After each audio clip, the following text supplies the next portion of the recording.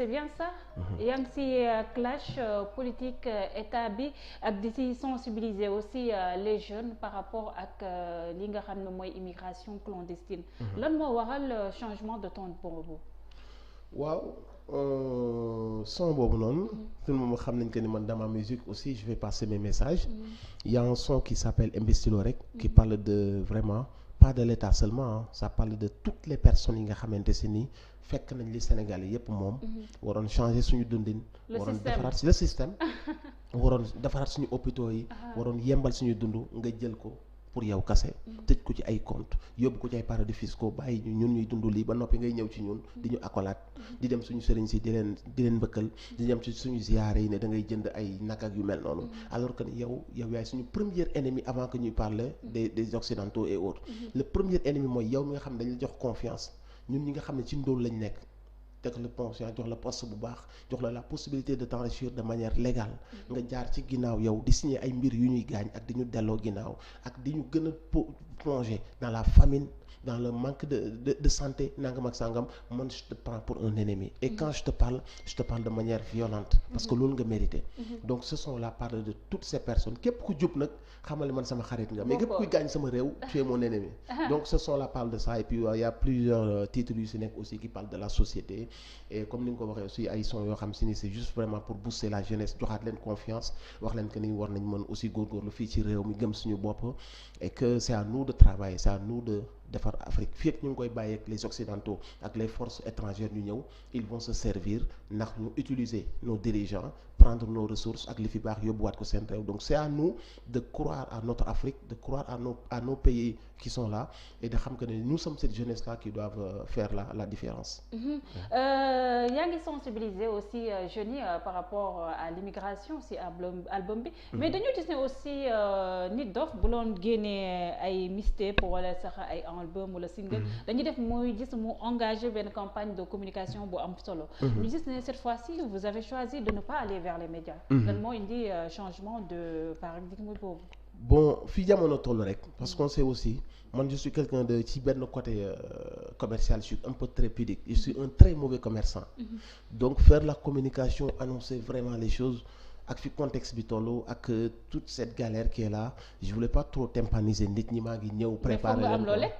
ko nga jaay ñi sant ñi ngi koy def xam nañ que ni y a une façon très discrète de le faire ñi ko war a yëg nañ ko yëg et on va faire li ñu war a def j'ai pas voulu faire vraiment jël trompette yi maa ngi ñëw ci contexte bi ñu nekk nii je trouve que priorité yi faneen la nekkoon et que même si on doit continuer aussi à sortir on doit le faire de cette manière c'est pour ça on s'est dit que ni on va pas trop parler de la communication faire des sorties ñu ngi ñëw de parler de musique de parler de carrière on va juste faire un truc un peu discret mais efficace et ça a porté ses fruits quand même. Juste rappeler aux internautes qui nous suivent un peu partout sur ñu page Facebook Sénégal 7 wala si YouTube bi Sénégal 7 yéen a ngi seen biir émission le rendez-vous de Sénégal 7 et je suis avec Nit Doff ñu amal waxtaan bu am solo par rapport tolluwaay réew Sénégal ak it ay engagement am si musique am ak lépp Nit Doff ñu continuer par rapport ak immigration clandestine bi nga gis neen fu mu toll nii mën nañu wax ne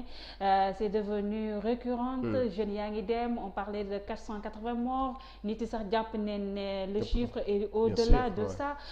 ñu gis ne aussi yow dafa mel ni dafa am beneen gis-gis bi nga am ci campagne immigration bi ak li nga xam ne da nga koo tënk rek ak ci agriculture bi gis neen ne sax yow sax léegi da ngay nekk transformé en baykat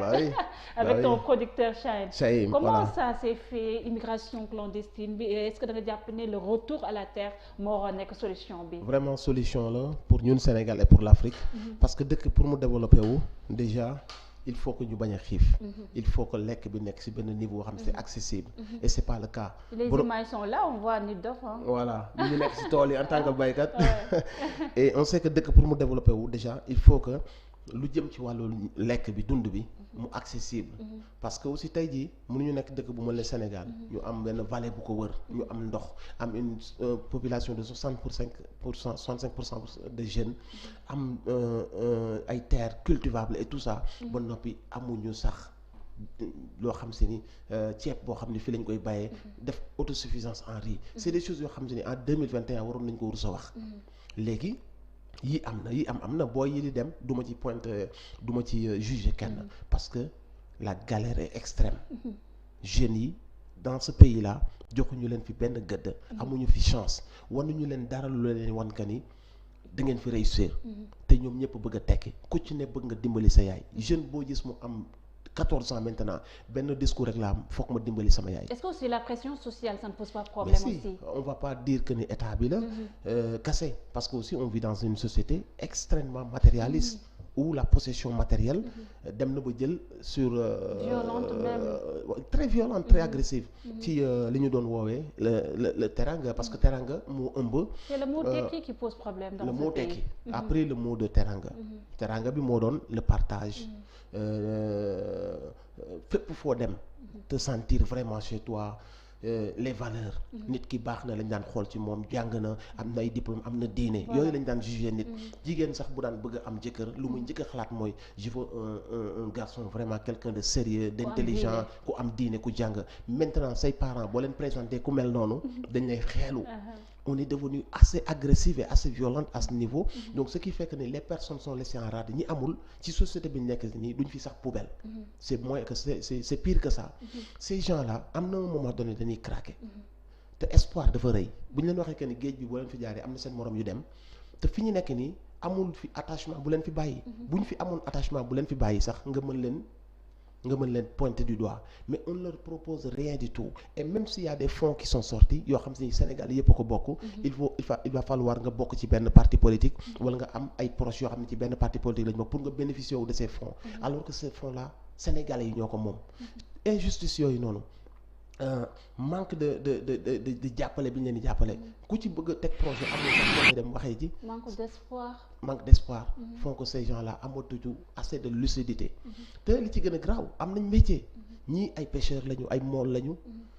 ñu jël géej gi nangu ko ci ñoom imaginez sa propre dëkk lii nga xam ne moom nga doon ci say papa ngeen màgg ci nga xamul lu dul lii toute ta vie c'était ça un jour ñu nangu ko jox ko ay ngandi bateau chinois ak ñeneen ñu ñëw nangu ko ci yow ba da ngay investir dem dugg ci géej def ci sa xaalis dem jënd sa essence ak sa lépp dem ci biir géej gi doo fa jële sax ñaari jën ñu leen di persécuter ci seen biir dëkk boo tegee sa benn dàll bu rafet en tant que cordonnier nga créer sa benn design balaa une semaine nga gis benn chinois bu ñëw tricher ko yóbbu ko Chine ñu defaral ko ci 9 conteneurs mu ñëw teg ko ci dëkk bi yow dootoo jaay kenn dàll 5000 parce que moom ngi jaay dàll 600 ñuy daaneel suñu commerçant yi benn par benn indi seen ay yeneen ak yeneen bëgguma tudd seen i tur marché yi ñëw seen supermarché. Manque de préférence nationale vous pensez que c'est ça qui pose problème. mais moo ñu parce que fii ak amuñu loolu noonu te loolu tey ji bu ñu defoon tey lu mel ne mbay mi ñu investir ci comme il faut investir ci lépp lu jëm ci wàllu légumes maraîchage ba pare ak ceeb mais tey jii nii suñu supermarché yi mais fii lay jógee fii lañ koy defee tey jii nit ñi dañ ciy investir mais tey jii nii bu ñu demee ba nga xamante si ni ay légumes ak ay yëpp dañuy mujj dem ci ay supermarché yoo xam ne ay étrangers yu ñoo ko fi indi c'est parce que li ñu waroon def fii defuñu ko fi. Nit Dof engagé nga ces projets agriculture foofu la si Richard Toll avec ton producteur. Chahine c'est bien ça. est-ce que mën nañoo xam ne ndax suuf bi état moo la ko jox wala am nga ay subventions yoo xam ne jógee na ci ministre de l'agriculture parce que bon chose qui est normale aussi. bien sûr Ross Béthio la ci Waalo soriwul Richard Toll bi ñu jógee Paris man ak Chahine dañu waroon continuer dem ay Italie ak yooyu far corona bi ñëw mënatuñu woon dem Italie on s'est dit bon pourquoi pas aussi par rapport ak discours bi ñu nit ñi xamee on est des gens engagés et on est toujours avec la jeunesse pourquoi pas ñun duñ décomplexer milieu boobu noonu wan leen que ni option la l'agriculture donc ñu dem man ak moom on s'est dit que ni nañu dem wuti ay fonds ñu dem jël les informations ñu wuti ay fonds dem investir ci loolu bu ñu demee laaj les informations mbayu ceeb nu muy demee ñu dem dans le Waalo fekk fa suñu benn xarit bu ñu boole bu tudd Baye mooy suñu njaatige foofu moo ñu wan yoon bi et tout ça mu ne ñu nii lay demee lii ngeen di soxla lii mooy budget bi léegi-léegi ne sàngam Chahine dem côté wuti budget ma dem sama côté wuti sama budget laaluñu xaalisu état laa ñu wax danañ ko laal nag mais xam nga tax début bi bëgguñu ko woon def suñ ko defoon ci début bi day am lu muy wàññi ci après ci suñu intégrité ñun ak ci suñu liberté de parole on s'est dit que ni balaa ñuy laal